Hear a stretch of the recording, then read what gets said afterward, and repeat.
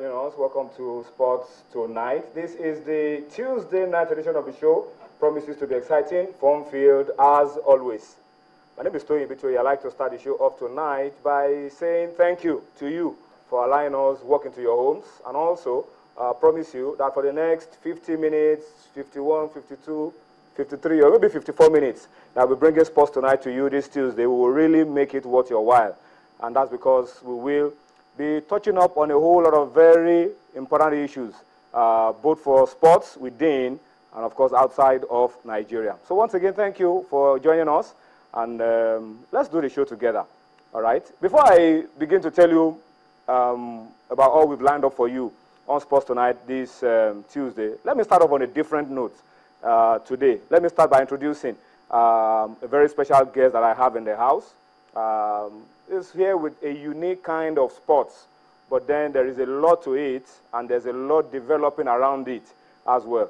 Let me start off the show by introducing my guest, Engineer Samuel Jackson, who is the president of the, wait for it, Nigeria Arm Wrestling Federation. All right? Engineer Jackson. Good evening, sir. Thank you for coming on Sports Tonight. Yes, sir. Thank you. Thank you, viewers. And I hope to now become very interesting that you need just sit on your seat and enjoy how the game goes. All right. All right. Well, just sit around and enjoy every bit of what we have for you. We'll be talking about arm wrestling in Nigeria. Looks like something that we just do for fun in those days. But believe it or not, almost all of those things that we used to do for fun in those days can actually be money generating, income generating. So we'll find out exactly what arm wrestling is all about in Nigeria. What is the level of growth? What are the potentials? What is the future? Can we expect maybe Olympic gold in a few years? Maybe All Africa Games gold in a few years? Maybe arm wrestling becoming a sport at the National Sports Festival level? We'll find out all about that as we go along on Sports Tonight this Tuesday. But before we go into all of the arm wrestling, I will also tell you that Tunde Koiki and Cosmos Chukwuemeka are around. They'll be coming in on Sports Tonight, and there's a lot to talk about around our domestic football. Tomorrow, there will be matches, match day 21 of the Globe Premier League. We'll talk about it. We'll give you the preview on the program tonight. We will also talk about those who are moving from one club to the other. That will also feature on the program. Yesterday, we promised that we're going to be talking about the Nigeria National League. We couldn't dwell on it yesterday. We ran out of time. But today, we'll talk about the Nigeria National League. We will talk about the Women's League as well. And, of course, in between all of these, we will try to make some calls to some very interesting areas where stories are broken, where stories are developing. One of which, of course, is Giwa FC. About this time yesterday when we were on Sports Tonight, we didn't know. We were talking about Giwa FC being in the top 4 and all of that. We didn't know that Giwa FC were going through a rough time with armed robbers about this time yesterday. So today, hopefully, we should be going to Huma here, where the team is camped right now, ahead of tomorrow's match day 21, and try to find out exactly what the state of mind is of players of Giwa FC. That will be later on the show tonight. And Austin Popo will also be on the program tonight, because we discovered that the issue of players' welfare is something that we should take very seriously. Now that the league management company have come out with a deadline for Taraba FC, and then we'll find out exactly what the situation is with clubs that were told by the Nigeria Football Federation Players Status Committee to make some payments. Last month was given as a deadline. Have they met up to those deadlines? We'll find out as we go along on Sports Tonight this Tuesday. All right, but let's start off the show by way of feedback, tell you how key, how crucial you are to all that we're doing on Sports Tonight, and ask you to please, let's do it again tonight. You can see that we've improved with our feedback. We now take a lot of your feedback.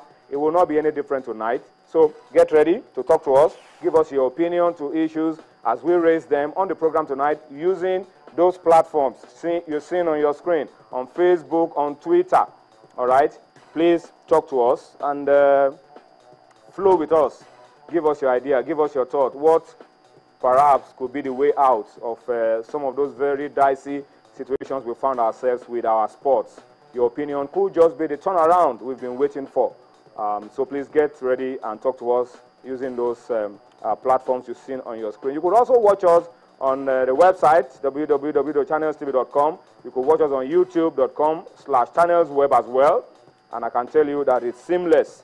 If you want to watch us on your iPad, your iPhone, your BlackBerry, you know it already. If you're watching us for the first time, just click on m.channelstv.com.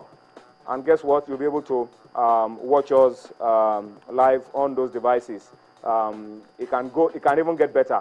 That is, if you download the Channels app for Android, iOS, Windows, from their respective stores, it gets better for you because you are able to enjoy the entire package on Channels TV. And I've always told you that Sports Tonight is just one little bit of the entire package that Channels offers you. So why not enjoy the entire package by downloading the Channels app, all right? And as you do that, just send your comments and tell us exactly where you're watching us from all across the globe, all right? So that's just for feedback on the program tonight.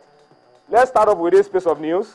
Well, we've talked about the FIFA presidency. It is opening up. A lot of people are beginning to show interest in contesting and throwing in their hearts into the ring to battle for football's biggest prize. Guess who is eyeing FIFA presidency? That man on your screen, former governor of Abia State. Pillar of sports, I think in Nigeria they call him Chief Oji Uzo Kalu.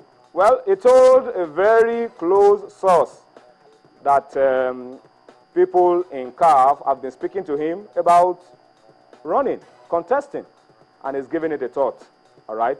So Oji Uzo Kalu is throwing his hat into the ring.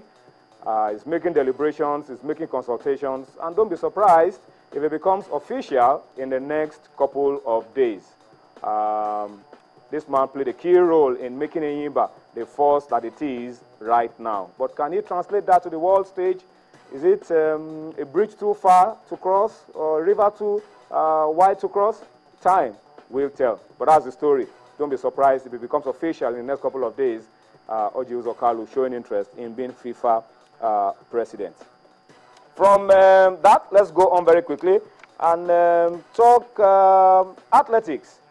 Yesterday on this show, we had Nigeria's fastest man, Ogunlewe, on Sports Tonight, but it's a different story now because the AFN, that's the Athletics Federation of Nigeria, selected 24 athletes for the 2015 IAAF World Championships. Yesterday on this show, we were even expecting and talking about Sheye going for the World Championship, but he didn't make the IAAF standard for qualification.